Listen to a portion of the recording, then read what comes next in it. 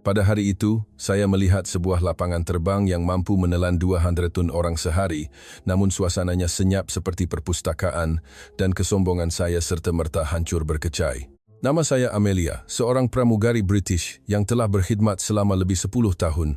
Saya pernah mentertawakan klip-klip tular yang mengatakan, Malaysia adalah negara selamat, di mana barang yang hilang akan ditemui semula, dan orang ramai beratur dengan tertib. Saya fikir itu semua hanyalah iklan yang direka untuk menarik pelancong. Saya bahkan bertaruh dengan rakan sekerja bahawa semuanya akan musnah apabila berhadapan dengan realiti. Tetapi sebaik sahaja pesawat mendarat di landasan Clear, satu pengumuman dibuat bahawa jumlah penumpang hari itu telah melebihi 200,000 orang. Saya berjalan menuju ke kaunter imigresen dan melihat barisan manusia yang panjangnya tidak terjangkau dek mata. Namun tiada suara rungutan, tiada yang memotong barisan. Yang ada hanyalah ketenangan, kesopanan dan aliran manusia yang seolah-olah telah direka dengan begitu teliti. Ketika itulah saya mula faham, dunia tidak berpusu-pusu ke sini hanya kerana keseronokan semata-mata, tetapi kerana sebuah sistem dan budaya yang benar-benar membuatkan orang ramai berasa selamat. Namun, sebelum saya berdiri di tengah-tengah barisan yang panjang itu, saya adalah seorang yang tanpa sedar telah lama percaya pada kehebatan diri sendiri. Nama saya Amelia, seorang pramugari dari sebuah syarikat penerbangan British, berkhidmat di udara selama lebih 10 tahun. Saya sudah biasa dengan kesibukan, tekanan, dan keluhan yang kedengaran setiap kali jadual penerbangan tergendala. Dunia saya adalah tentang menguruskan krisis-krisis kecil yang berulang-ulang. Bagasi hilang, tempat duduk yang salah, makanan yang tidak memuaskan, rungutan kerana kelewatan, dan ada kalanya menadah kemarahan penumpang bagi pihak sistem yang kami sendiri tidak dapat kawal. Saya pernah berasa sangat bangga dengan gelaran profesional, sehinggakan ia menjadi seperti perisai tebal yang membuatkan saya terlalu cepat menghakimi orang dan negara lain, terutamanya negara-negara yang saya tidak pernah beri peluang pada diri sendiri untuk mengenalinya dengan sebenar-benarnya. Salah satu kenangan yang melekat di fikiran saya berlaku di Quito beberapa tahun lalu. Pada hari itu, sistem di kaunter imigresen bergerak dengan sangat perlahan. Keadaan mula sesak, suara-suara mula menjadi bising, dan udara terasa semakin panas. Saya ingat lagi, ada beberapa penerbangan dari Asia Tenggara yang tiba serentak. Ramai penumpang berasa asak di hadapan kaunter pemeriksaan. Senyuman yang sepatutnya ada di lapangan terbang telah lenyap sama sekali, digantikan dengan wajah-wajah letih dan jengkel. Ada sekumpulan orang yang cuba memotong barisan. Ada yang menjerit bertanya berapa lama lagi perlu menunggu. Ada yang mula merungut kerana membawa anak kecil dan orang tua. Saya tidak faham bahasa mereka dengan jelas, tetapi saya dapat mendengar nada suara mereka dengan jelas, nada suara yang seolah-olah akan meletus. Saya cuba membantu menyusun atur keadaan, menenangkan semua orang, tetapi akhirnya terpaksa memanggil pegawai keselamatan. Suara radio komunikasi kedengaran bertalu-talu, seperti orang yang cuba mencedok air keluar dari kapal yang bocor tanpa henti. Hari itu berlarutan sehinggalah saya pulang dengan perasaan bahawa sesetengah negara, apabila berhadapan dengan situasi tertekan, begitu mudah kehilangan kawalan. Saya tidak tahu betapa dangkal dan berbahayanya pemikiran seperti itu. Ia berbahaya kerana ia membuat kita terlalu yakin dengan apa yang kita lihat hanya sekali. Tetapi saya akui, kenangan pada hari itu menjadi parut di hati saya. Setiap kali saya mendengar nama negara rata di rantau ini, saya seringkali terjerumus untuk percaya bahawa keadaannya pasti huru-hara, bising dan tidak teratur seperti dahulu.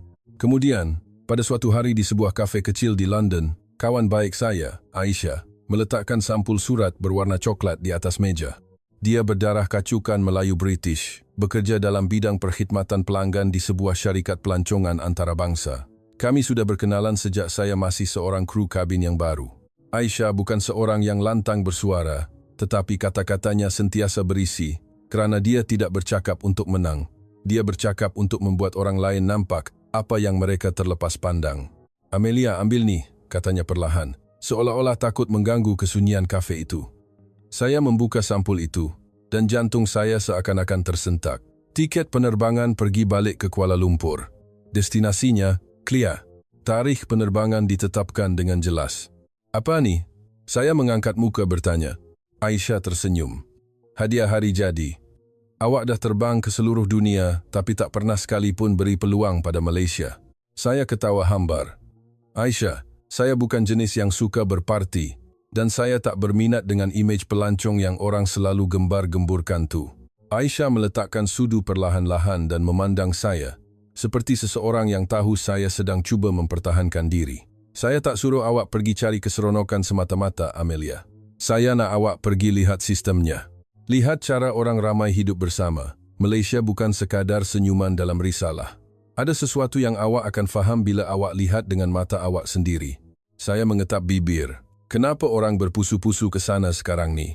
Promosi? Trend? Saya bertanya. Seperti orang yang mahu mencari jawapan mudah agar tidak perlu mengubah kepercayaan lama. Aisyah menggelengkan kepalanya. Tak semudah itu. Sekarang ni, seluruh dunia bercakap tentang pengurusan lapangan terbangnya, bantuan kepada pelancong, betapa cepatnya barang hilang ditemui semula, dan perasaan selamat yang boleh dirasai. Awak fikir semua tu lakonan ke? Kalau hanya lakonan, dah lama terbongkar. Sebab ia perlu dilakukan berulang kali setiap hari, dengan ratusan ribu orang. Perkataan ratusan ribu orang membuatkan saya berkerut dahi. Saya bekerja di lapangan terbang yang menguruskan puluhan ribu penumpang pun boleh menjadi huru-hara. Dan sekarang dia memberitahu saya bahawa di seberang sana, mereka mengendalikan ratusan ribu orang seolah-olah itu perkara biasa. Saya mahu membantah, tetapi hakikatnya tiket itu sudah dibeli, dan ia bukan tiket yang saya pilih sendiri. Perasaan saya bercampur baur antara berterima kasih dan menentang. Saya berkata pada diri sendiri, pergi sajalah. Boleh buktikan betapa mereka melebih-lebihkan cerita. Kadang-kadang, manusia sanggup mengembara jauh bukan untuk mencari kebenaran, tetapi untuk melindungi kepercayaan lama mereka sendiri. Malam itu, setibanya di rumah, saya baring sambil memandang siling. Kenangan di Heathrow kembali menghantui. Jeritan, kekecohan, keletihan para pegawai, dan perasaan bangga yang aneh apabila berkata pada diri sendiri, sekurang-kurangnya negara kita masih ada standar. Saya mengambil telefon, menatal berita dan klip yang pernah Aisyah hantar, tetapi saya masih tidak menekannya. Saya takut, bukan takut pada Malaysia. Saya takut jika saya menontonnya dan ia kelihatan terlalu meyakinkan, keyakinan diri yang telah saya bina sepanjang hidup akan mula goyah. Sebelum tidur, saya menaip mesej ringkas kepada Aisyah. Saya akan pergi. Tapi saya tak janji akan suka. Aisyah membalas dengan pantas. Tak perlu janji akan suka. Cuma janji akan melihat dengan mata terbuka. Malam itu saya tertidur dengan ayat itu di fikiran, tidak menyedari bahawa dalam beberapa hari lagi, melihat dengan mata terbuka bukan sekadar membuka mata, tetapi ia adalah tentang kesediaan untuk membuka hati. Menerima hakikat bahawa sejenis profesionalisme yang saya banggakan mungkin hanyalah nama indah untuk prasangka yang berpakaian kemas. Dan setiap langkah selepas ini akan membawa saya ke hadapan sebuah cermin yang memantulkan diri saya dengan lebih jelas berbanding sebelum ini. Pada pagi saya mula mengemas beg, saya masih tidak tahu bahawa saya sedang bersiap untuk sebuah perjalanan ke sebuah negara yang bukan sahaja akan mengubah rancangan percutian saya, tetapi akan mengubah standar keselamatan dalam hati saya untuk selamanya. Keesokan paginya, saya bangun dengan perasaan aneh, seolah-olah ada seseorang meletakkan sebiji batu kecil di atas dada saya. Tidak cukup berat untuk membuatkan saya sesak nafas, tetapi cukup berat untuk membuatkan saya teringat akan kata-kata Aisyah berulang kali. Cuma lihat dengan mata terbuka. Saya tidak suka kata-kata seperti itu. Ia seolah-olah dia mengatakan bahawa pandangan saya terhadap dunia ini kabur, sedangkan saya telah terbang lebih separuh dunia, bertemu dengan lebih ramai orang daripada yang pernah ditemui oleh orang biasa seumur hidup mereka. Sepatutnya saya tahu. Sepatutnya saya pandai membaca orang. Tetapi hakikatnya, saya memang pandai membaca orang. Tetapi saya tidak pernah cuba membaca prasangka diri sendiri. Saya membancuh teh, meletakkan cawan di sebelah komputer riba, dan membuka halaman video yang dihantar oleh Aisyah sebelum ini. Jantung saya berdegup lebih kencang tanpa sebab, seolah-olah saya akan menekan butang untuk melihat bukti kes yang telah saya hakimi sebelum melihat gambarnya lagi. Saya cuba ketawa kecil pada diri sendiri. Hanyalah video pelancongan. Sama ada benar atau palsu, biarlah. Tetapi, hujung jari saya sedikit menggeletar. Klip pertama bertajuk, tinggal telefon di kafe KL, selama 15 menit, masih ada. Video bermula dengan seorang pelancong asing sengaja meletakkan telefonnya di atas meja dan berjalan keluar. Saya mendengus. Ini jelas mengundang kecurian. Kamera beralih kepada jam. Masa berlalu. Orang ramai keluar masuk. Ada yang memandang ke arah meja itu. tetapi tiada siapa yang menyentuh telefon tersebut. Sehinggalah pemiliknya kembali dan mengambil telefonnya seolah-olah tiada apa yang berlaku. Saya tidak dapat menahan ketawa. Diedit, kata saya kepada skrin, ataupun ada kru penggambaran yang mengawal dari sudut kamera.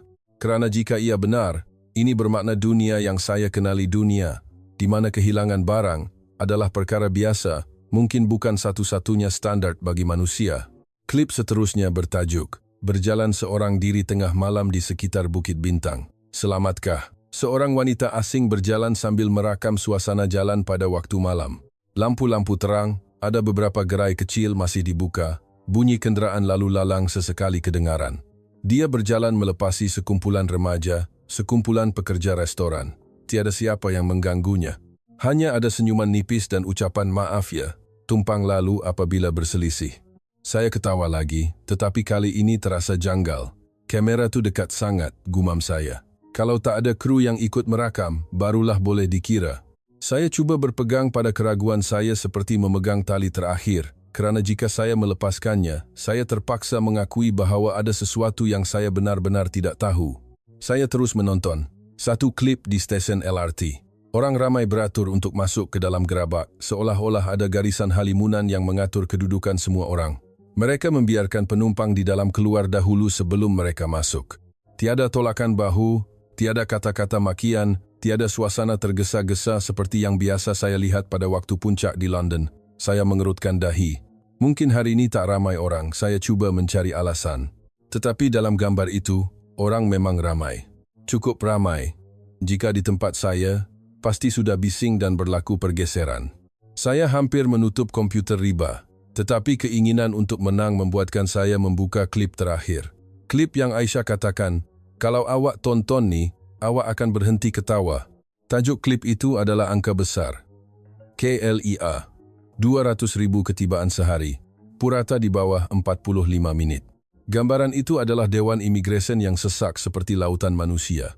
Tetapi yang anehnya, ombaknya tidak saling berlanggar. Setiap barisan mengalir ke hadapan dengan lancar.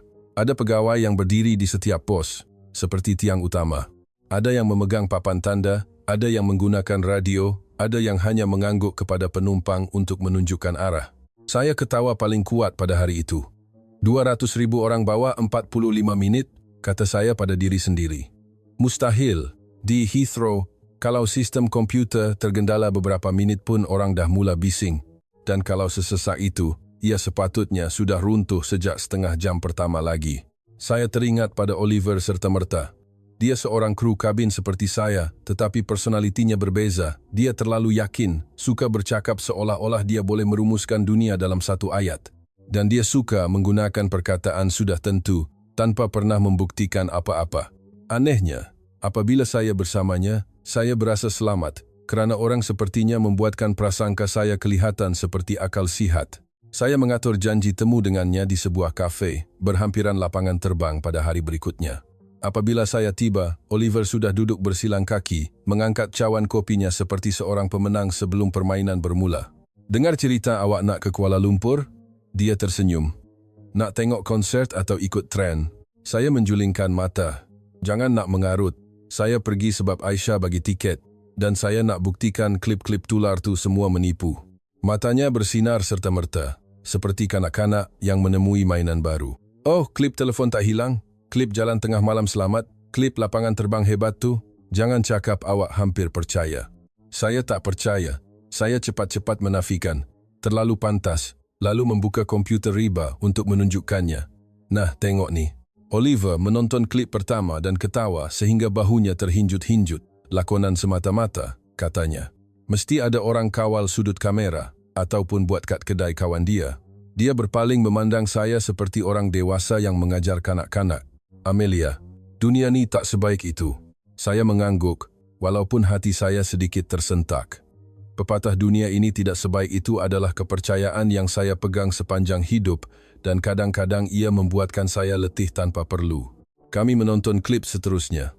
Oliver menggelengkan kepala pada semuanya. Lakonan, pemasaran, kerajaan bayar. Kata-katanya seperti tukul yang memaku saya untuk kembali berdiri di pihak yang sama. Dan saya biarkan ia dipaku, kerana berada di pihak yang sama membuatkan saya tidak perlu berubah. Sehinggalah saya membuka klip lapangan terbang 200.000 orang itu. Oliver terdiam seketika sebelum ketawa lebih kuat daripada sebelumnya. 200.000? Awak tahu tak, di Heathrow, 30.000 orang pun dah pening kepala? Angka ni tipu habis, katanya sambil mengetuk meja. Ini kandungan untuk naikkan tontonan. Saya turut berkata, ya, mesti tipu. Tetapi apabila perkataan itu terkeluar dari mulut saya rasa seperti saya bercakap untuk menenangkan diri sendiri. Bukan kerana ia benar. Oliver mencondongkan badannya ke hadapan. Senyumannya seperti orang yang menawarkan permainan yang menyeronokkan. Macam nilah, kita bertaruh, bisiknya, seolah-olah takut orang lain terdengar, tetapi suaranya lebih kuat daripada yang disangka. 100 pound.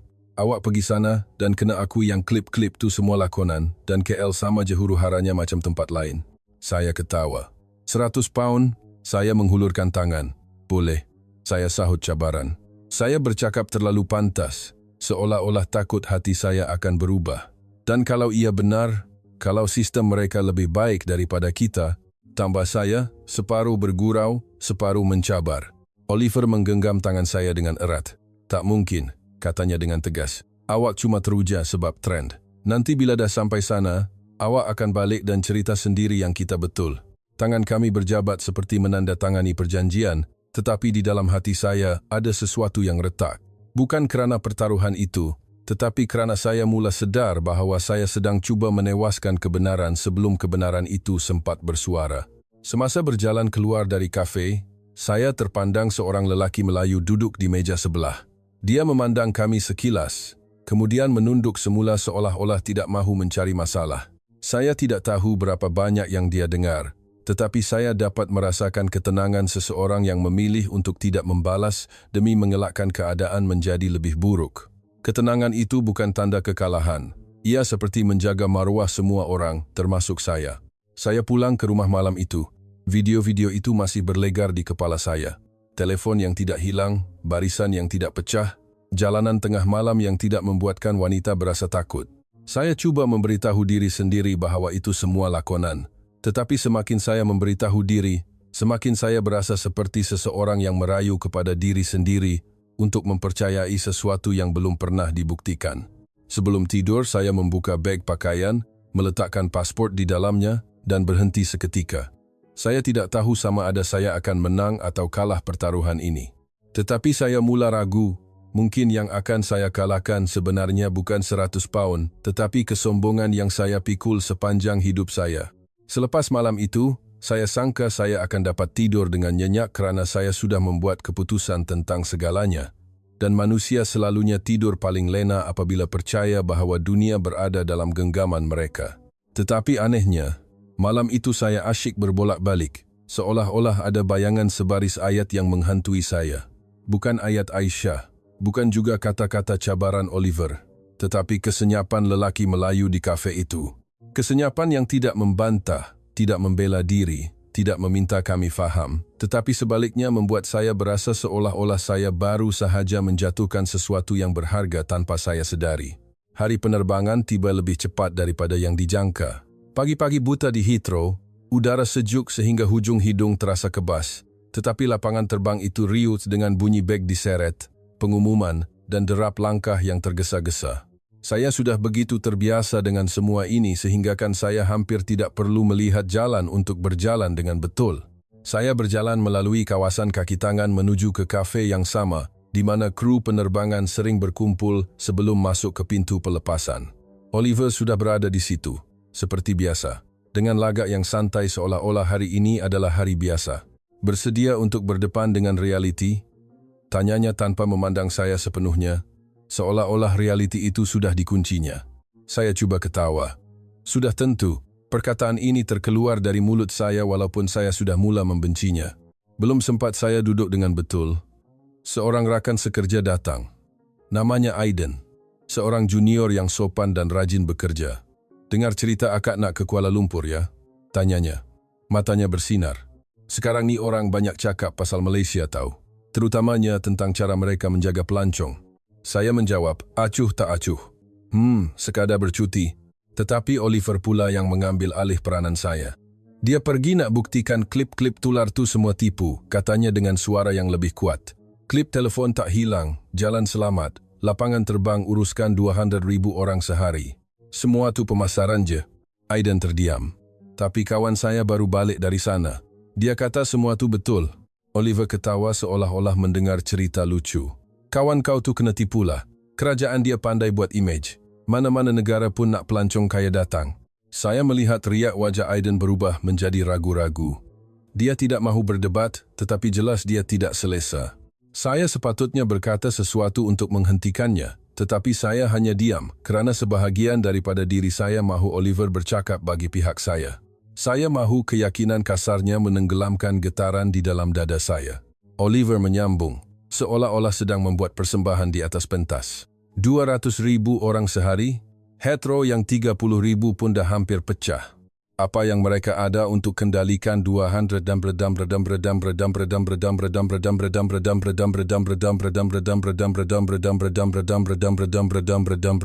Angka tu rekaan semata-mata. Dia mengangkat cawan kopinya. Pertaruhan 100 pound kita tu awak dah boleh siap sedia nak bayar, Amelia. Saya turut ketawa, walaupun terasa seperti ketawa ini sedang merendahkan diri saya sendiri. Nanti kita tengok, jawab saya. Saya akan balik dengan bukti yang itu semua lakonan. Ketika itulah, saya merasakan ada mata yang memandang dari meja sebelah. Apabila saya menoleh, saya melihat seorang lelaki pertengahan umur, berwajah Asia dengan kulit sawo matang, berpakaian kemas. Di tangannya ada pasport dan pas masuk. Dia mungkin orang Malaysia, atau sekurang-kurangnya dari rantau itu. Dia memandang kami bukan dengan kemarahan, tetapi dengan ketenangan. Begitu tenang sehingga saya merasakan kata-kata Oliver sedang menikam seseorang tanpa memilih sama ada dia orang baik atau tidak. Oliver perasan akan pandangan itu. Dia malah bercakap dengan lebih kuat, seolah-olah mahu menewaskan pandangan itu. Negara yang betul-betul maju tak perlukan klip tular. Orang akan datang sendiri, katanya sambil mengangkat bahu. Bila kena buat banyak klip, maknanya tak ada apa-apa selain imej. Saya melihat tangan lelaki itu tergenggam sedikit. Dia memandang kami sekali lagi, seolah-olah ingin berkata sesuatu. Tetapi akhirnya dia bangun perlahan-lahan, mengemas barangnya dan berjalan keluar dari kafe itu dalam diam. Tiada makian, tiada perbalahan, tiada usaha untuk menang. Hanya ada ketenangan yang meninggalkan rasa malu kepada saya. Aiden berbisik selepas lelaki itu pergi. Korang cakap kuat sangat, mesti dia dengar. Oliver membuat muka jengkel. Kuat apa? Cakap benda betul.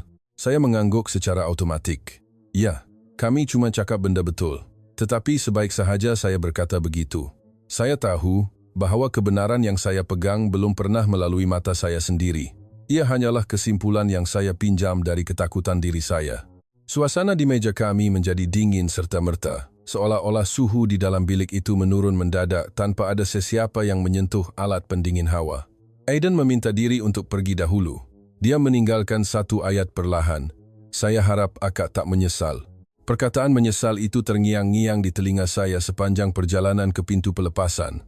Saya berjalan melalui lautan manusia yang tergesa-gesa seperti biasa, tetapi hari ini saya berasa seperti orang asing di lapangan terbang saya sendiri. Saya tidak gelisah kerana akan terbang jauh. Saya gelisah kerana saya mula melihat bahawa keyakinan saya bersyarat. Ia memerlukan seseorang untuk saya pandang rendah. Barulah saya akan berasa diri saya lebih tinggi. Sebelum berpisah, Oliver menepuk bahu saya dengan kuat. Jangan fikir banyak, katanya. Kita kerja di salah satu lapangan terbang terbaik di dunia. Kita tahu sistemnya. Pergi bercuti, seronok-seronok, dan balik nanti kita gelakkan lakonan tu semua. Saya memaksakan senyuman. Baiklah, jawab saya. Walaupun dalam hati saya tidak pasti sama, ada saya akan dapat ketawa lagi. Semasa beratur untuk menaiki pesawat, saya melihat lelaki Melayu itu sekali lagi. Dia berdiri tidak jauh dari saya, memandang ke hadapan dengan tenang, seperti seseorang yang memilih untuk tidak memikul masalah kecil orang asing di dalam hatinya. Tetapi sebaliknya, saya pula yang memikulnya. Saya ingin berjalan ke arahnya dan meminta maaf, ingin mengatakan bahawa saya tidak sengaja, ingin menjelaskan bahawa itu hanyalah perbualan kosong. Tetapi saya tidak boleh. Kerana saya tahu perbualan kosong kami mungkin menjadi luka baginya. Dan permohonan maaf yang datang dari seseorang yang belum mengakui kesalahannya hanyalah satu cara untuk membersihkan tangan sendiri agar berasa lebih selesa. Saya menaiki pesawat, duduk di tepi tingkap. Bunyi enjin mula kedengaran, seperti ombak besar yang sedang mengangkat saya. Saya melihat lapangan terbang Heathrow perlahan-lahan menjauh. Hati saya tidak terasa ringan seperti yang saya sangka. Sebaliknya, ia semakin berat, seolah-olah saya baru sadar bahwa perjalanan kali ini bukan sekadar untuk membuktikan klip-klip tular, tetapi untuk membuktikan saya ini orang yang bagaimana, orang yang bersuara lantang kerana yakin, atau orang yang diam kerana takut pada kebenaran. Apabila pesawat naik melepasi awan, saya memejamkan mata. Dan buat pertama kalinya dalam beberapa tahun, saya tidak berdoa agar penerbangan ini lancar. Saya berdoa agar saya cukup berani untuk menerima apa yang mungkin telah saya salah anggap selama ini. Saya berdoa agar saya cukup berani. Tetapi keberanian itu tidak pernah datang dalam bentuk yang boleh kita kawal. Ia sering datang dalam bentuk gambaran sebenar yang memaksa kita untuk berhenti menipu diri sendiri. Penerbangan semalaman yang panjang membuatkan masa terasa meregang seperti kain lembap. Saya tidur-tidur ayam, makan apabila dihidangkan, dan kembali merenung kegelapan di luar tingkap. Fikiran tentang pertaruhan 100 pound itu muncul sesekali, tetapi yang lebih berat adalah wajah lelaki Melayu di kafe itu. Wajah yang tidak memaki, tidak menuntut keadilan, hanya berjalan pergi dalam diam dan membiarkan kebenaran melakukan tugasnya menggantikan kata-kata. Apabila pesawat mula merendahkan altitude, lampu di dalam kabin dimalapkan. Bunyi roda yang bersentuhan dengan udara berubah, seolah-olah dunia nyata semakin mendekat. Kapten membuat pengumuman dengan nada suara yang sopan seperti biasa.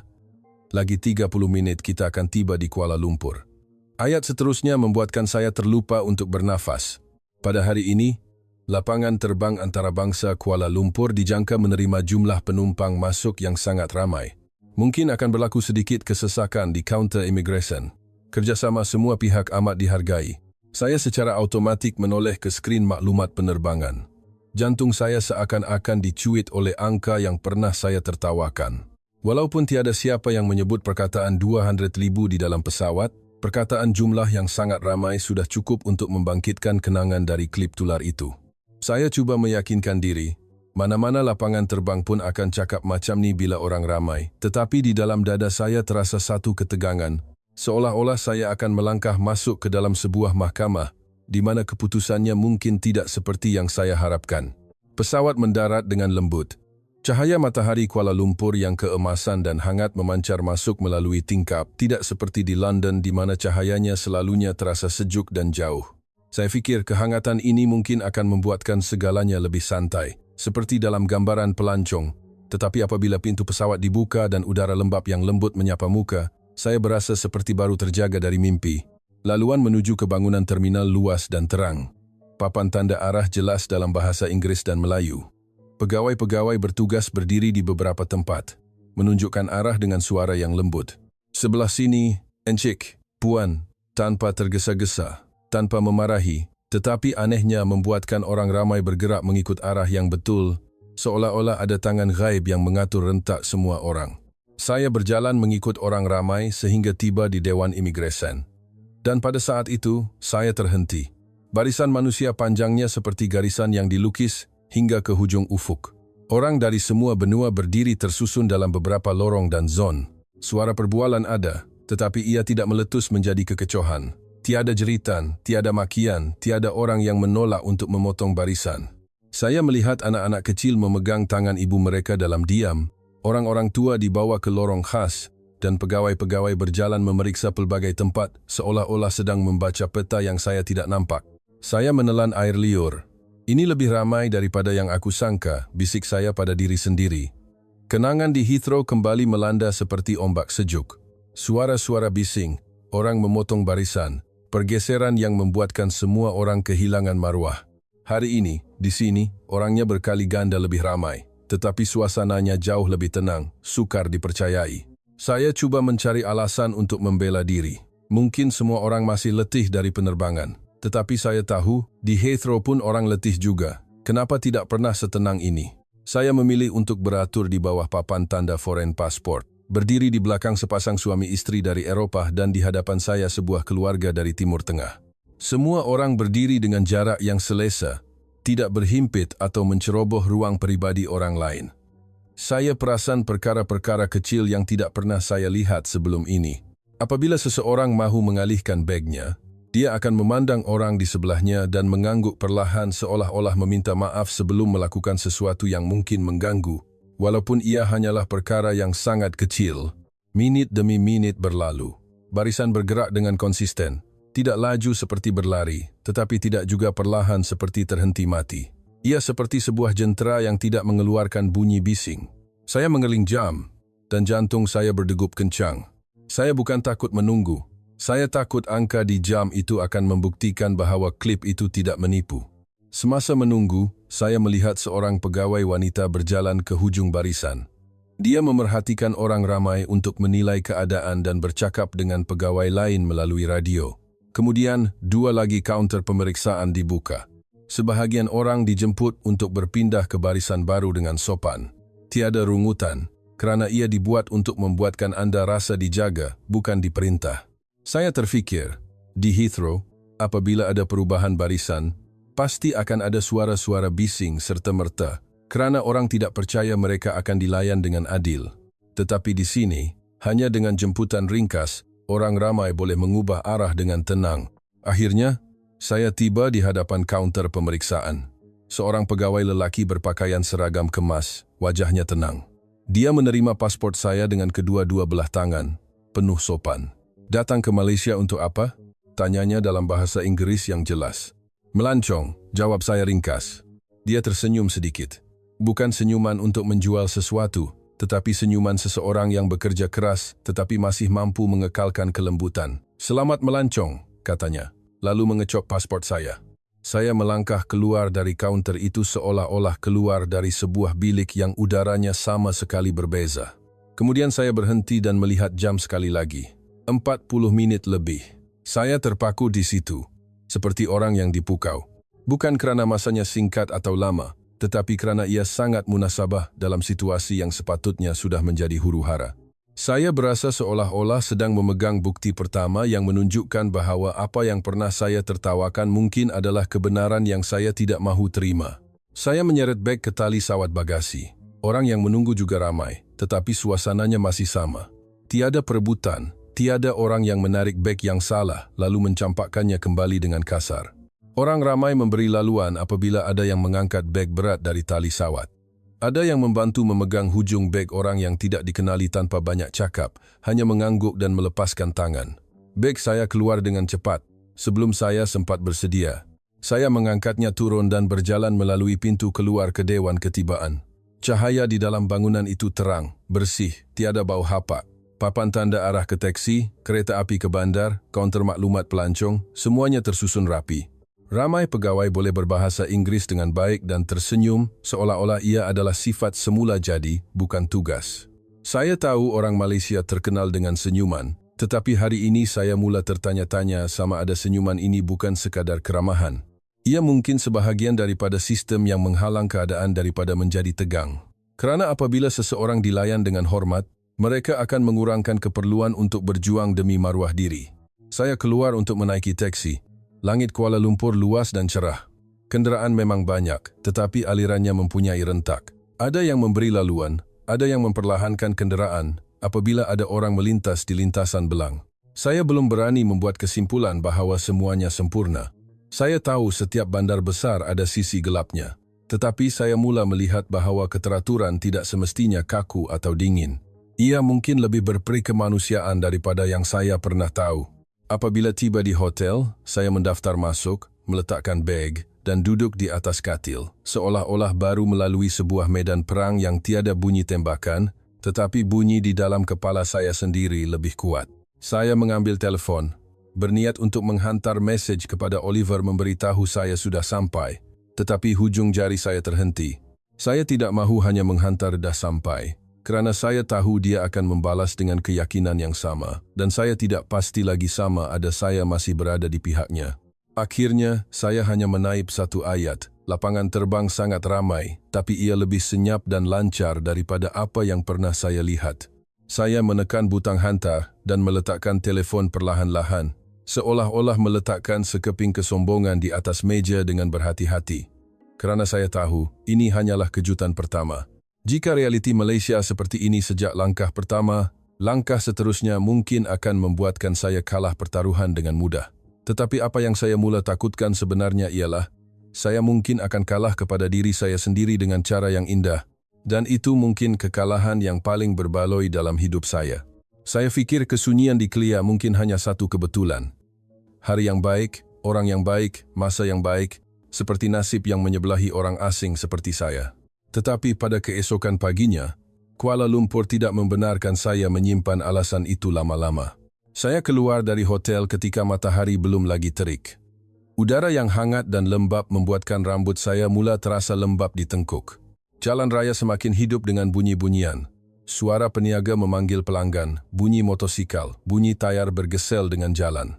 Anehnya, ia tidak membuatkan saya berasa terhimpit seperti di beberapa bandar besar lain.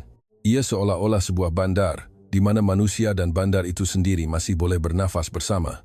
Saya sengaja mahu melihat LRT, kerana dalam klip yang pernah saya tertawakan, orang ramai beratur seolah-olah ada garisan yang dilukis di atas lantai. Saya mahu melihat dengan mata sendiri sama ada ia benar, atau hanya waktu yang dipilih khas untuk penggambaran. Di platform, orang lebih ramai daripada yang saya jangkakan. Baju kemeja kerja, skirt pelajar sekolah, pelancong yang memegang peta, penjual yang membawa beg, semuanya bercampur aduk seperti sebuah bandar yang mempunyai pelbagai rentak kehidupan. Tetapi di hadapan pintu kereta api, orang ramai berdiri dalam barisan yang jelas, seolah-olah semua orang tahu tugas masing-masing tanpa perlu diberi arahan. Apabila kereta api tiba, semua orang berundur untuk memberi laluan kepada penumpang di dalam keluar dahulu. Benar-benar tiada yang menyelit, tiada yang menolak dengan sengaja. Hanya ada suara perlahan, maaf, tumpang lalu apabila berselisih. Saya berdiri memerhati seketika dan berasa aneh. Bukan aneh kerana mereka berdisiplin, tetapi aneh kerana disiplin mereka tidak membuatkan orang berasa tegang. Ia lebih seperti kerjasama berbanding paksaan. Saya teringat waktu puncak di London, di mana semua orang seolah-olah terpaksa berjuang untuk mendapatkan ruang sekecil tapak tangan. Dan saya mula tertanya-tanya, mungkin di sini orang tidak perlu berjuang sepanjang masa kerana masyarakat telah menyediakan sesuatu yang cukup sehingga orang tidak perlu berebut. Saya turun di sebuah stesen berhampiran kawasan yang sibuk. Saya memilih untuk masuk ke sebuah kafe kecil yang dihias ringkas, dengan cahaya matahari menembusi tingkap, musik yang perlahan, dan bau kopi yang harum sehingga membuatkan saya melepaskan nafas tanpa sedar. Saya memesan latte dan duduk di satu sudut.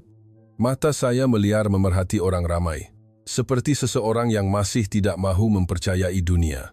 Saya sedang mencari kepincangan, supaya saya boleh menggunakannya sebagai bukti bahawa Malaysia sama sahaja seperti tempat lain.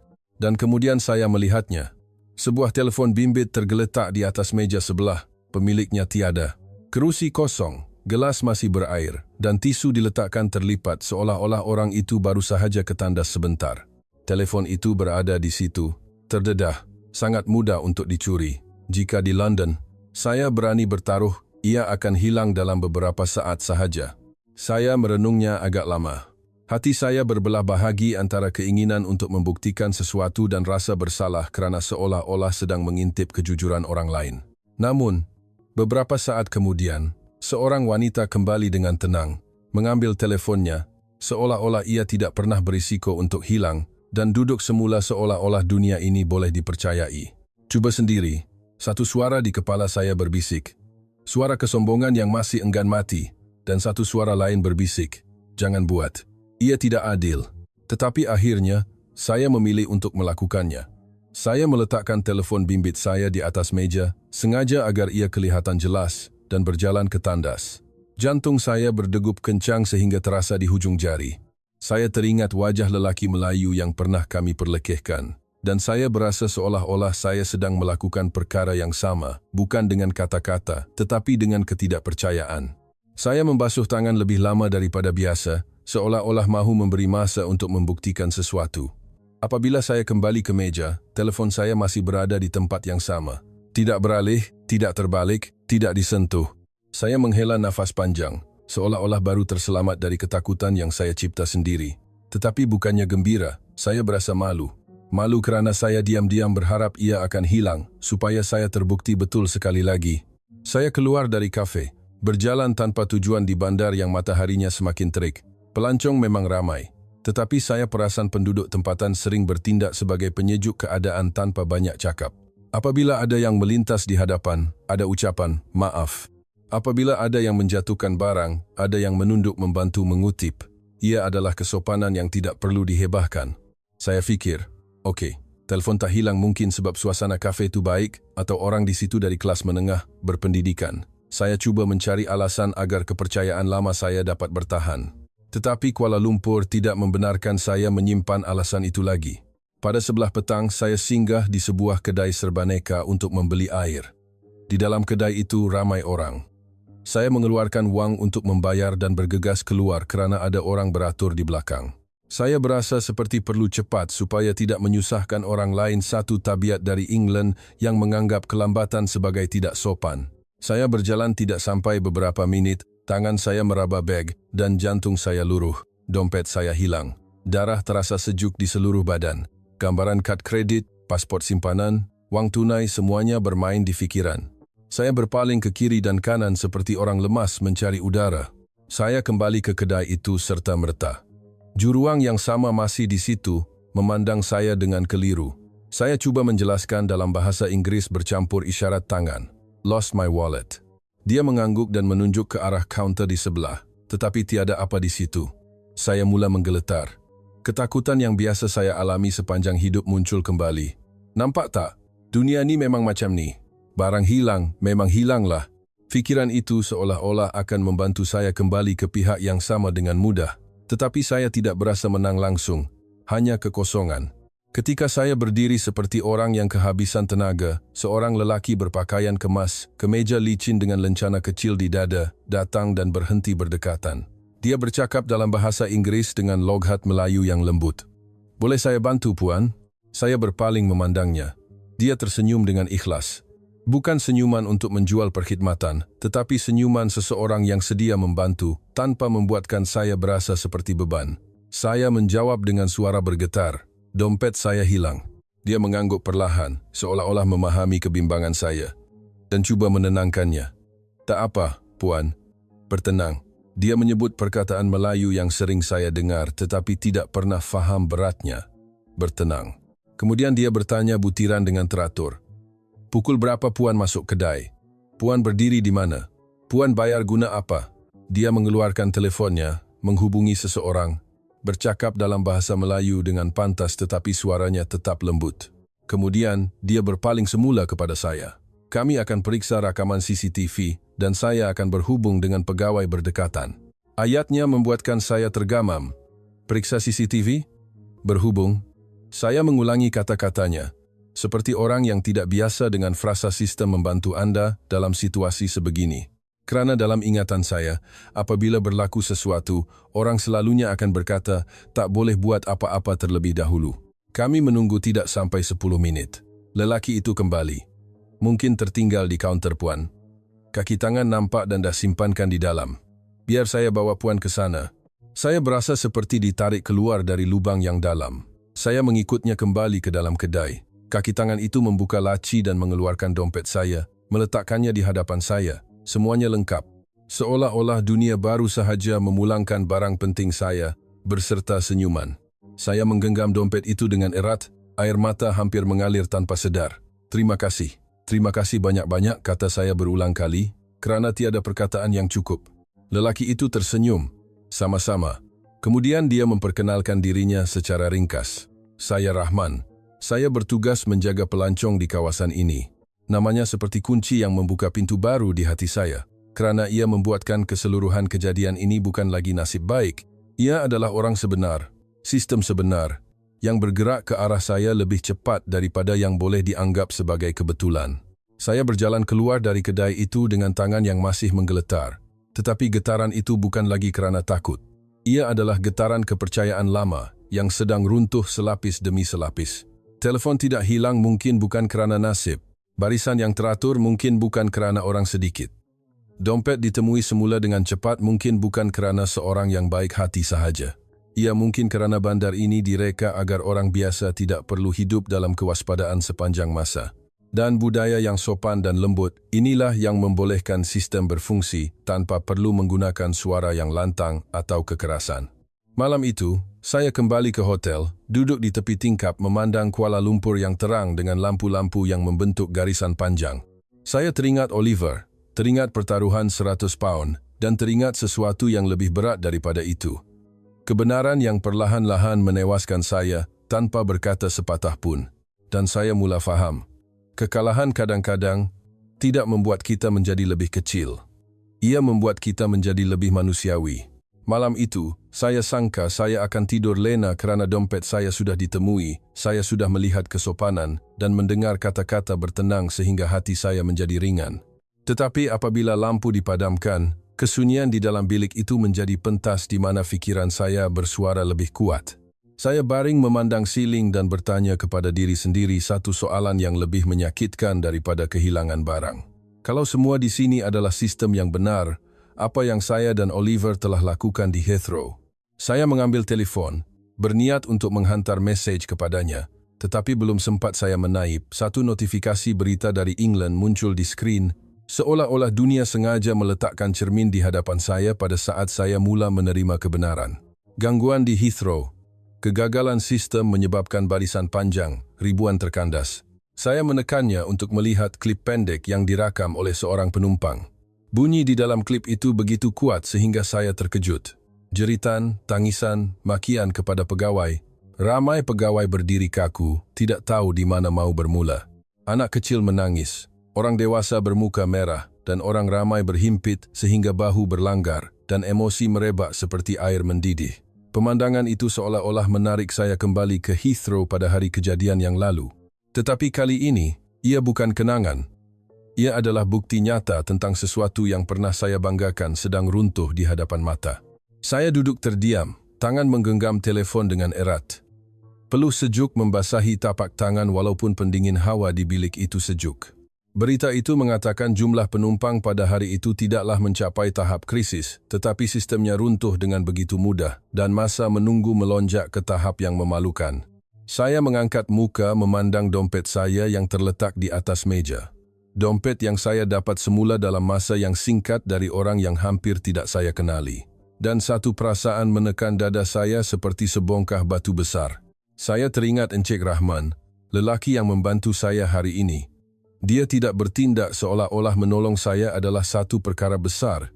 Dia melakukannya seolah-olah itu adalah perkara biasa dalam masyarakat yang dilatih untuk saling melindungi dan disokong oleh sistem yang membolehkan bantuan benar-benar berlaku. Bukan sekadar kata-kata penenang. Saya terus menelepon Oliver. Isyarat berbunyi beberapa kali sebelum dia menjawab dengan suara mengantuk.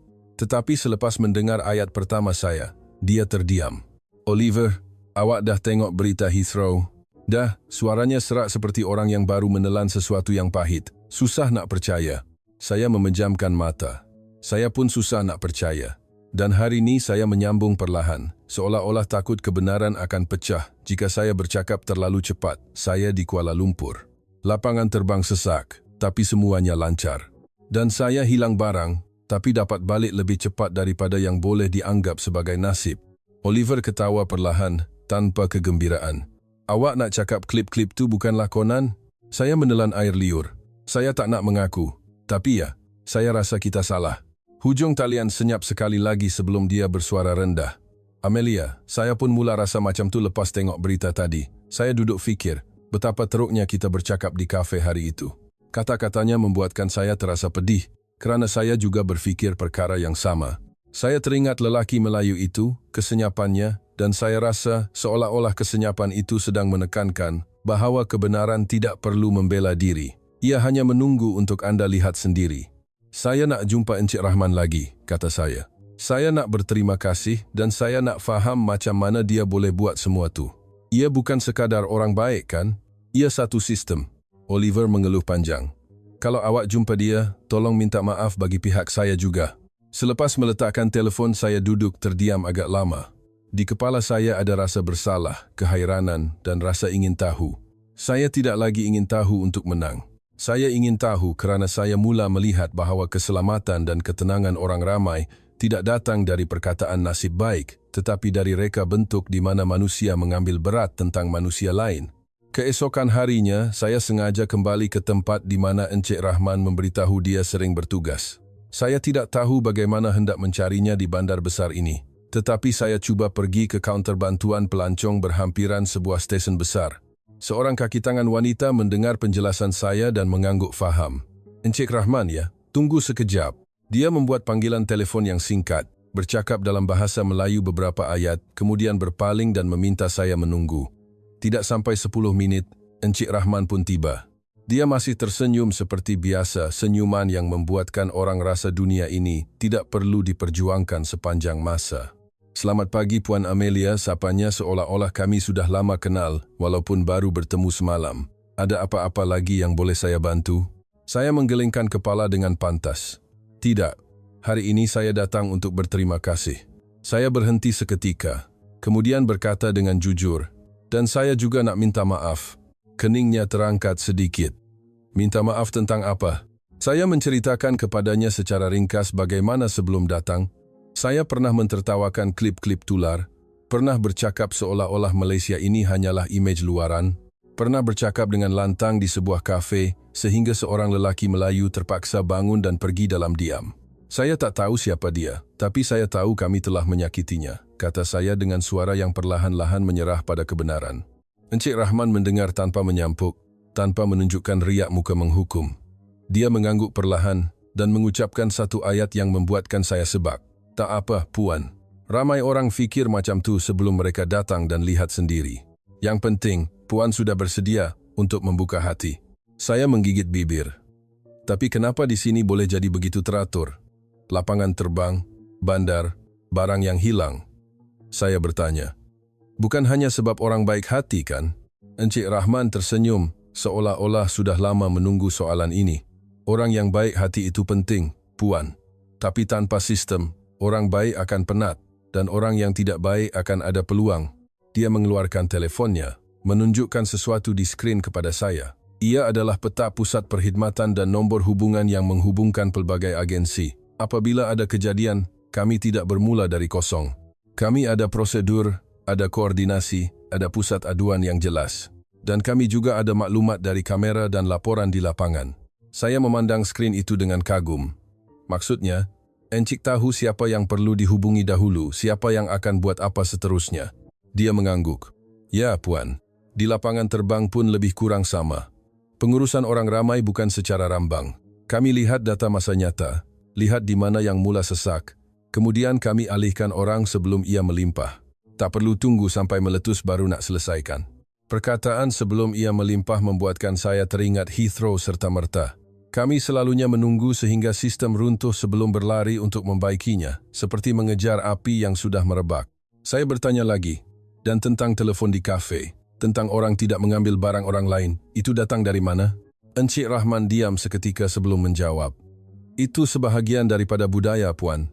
Kami diajar sejak kecil untuk tidak menyusahkan orang lain. Jangan ambil barang yang bukan milik kita. Orang Melayu panggil ini budi bahasa. Kadang-kadang ia membuatkan kami segan untuk memotong barisan, segan untuk menceroboh ruang orang lain dengan mudah." Dia tersenyum nipis. "Satu lagi, apabila sistem pengawasan berfungsi dengan baik, orang pun tahu mengambil barang orang lain itu tidak berbaloi. Semakin tidak berbaloi, semakin kurang orang melakukannya."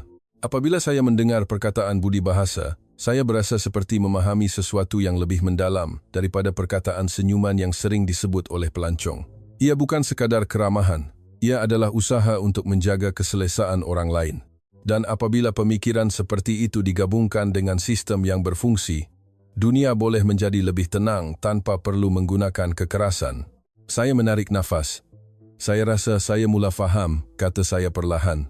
"Orang ramai tidak datang beratur untuk masuk ke Malaysia hanya kerana keseronokan, tetapi kerana mereka berasa selamat, berasa bandar ini benar-benar mampu mengendalikan orang ramai."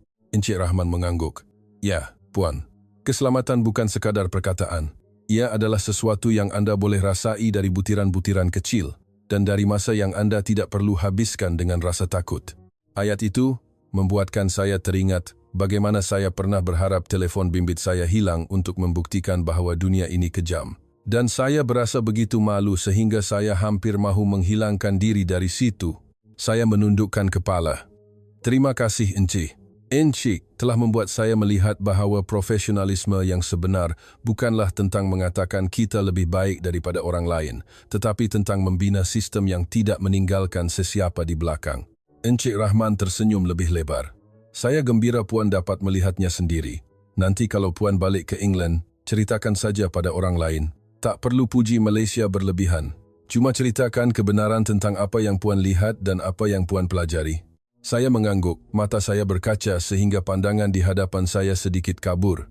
Kerana saya tahu, mengakui kesilapan tidak membuatkan saya kalah. Ia membuatkan saya kembali menjadi seorang manusia yang mempunyai hati. Dan pada saat itu, saya faham bahawa titik perubahan saya bukanlah ketika saya mendapat semula dompet saya, bukan ketika saya beratur dengan cepat, tetapi adalah apabila saya melihat bahawa dunia ini boleh direka agar manusia dapat hidup bersama dengan lemah lembut jika kita cukup rendah diri untuk belajar. Hari kepulangan tiba lebih cepat daripada yang saya sangka. Saya berdiri di kelia sekali lagi, kali ini bukan dengan pandangan seseorang yang mencari kesalahan, tetapi dengan hati seseorang yang akan mengucapkan selamat tinggal.